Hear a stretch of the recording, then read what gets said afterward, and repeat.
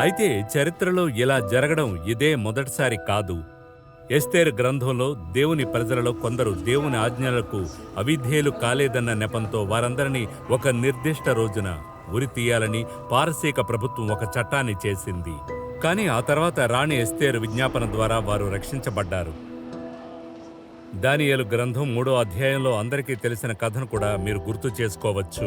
బాబిలోను రాజైన నెబుకద్నెజరు తాను చేయించిన బ్రహ్మాండమైన బంగారు ప్రతిమకు తన రాజ్యంలో ఉన్నవారంతా సాగిలపడి నమస్కరించాలని ఆజ్ఞాపించాడు.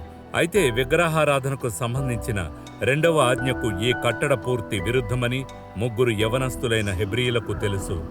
తమ దేవునికి నమ్మకంగా ఉండాలని నిశ్చయించుకుని వారు ఆ విగ్రహానికి సాగిలపడేందుకు నిరాకరించారు.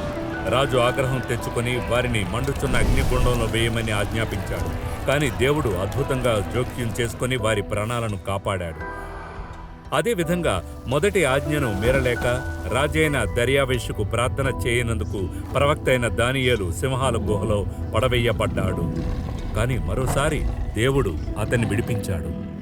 అంత్య దినములలో కూడా ఇదే సమస్య ఉంటుందని ప్రకటన గ్రంథం మనకు చెప్తోంది. ఆ క్రూర మృగం యొక్క ప్రభావంతో ప్రపంచ ప్రభుత్వాలు దేవుని ఆజ్ఞలను అతిక్రమించే విధంగా ఆరాధన చేయాలని ప్రతి ఒక్కరిని బలవంతం చేస్తాయి. యుగాంతంలో ఇలాగే జరుగుతుంది.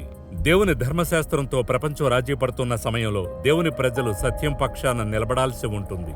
దేవుని ఆజ్ఞలను గైకొనే నమ్మకమైన వారిని హింసించడానికి సాతాను చురుగ్గా ప్రపంచాన్ని ఏకతాటిపైకి తెస్తాడు.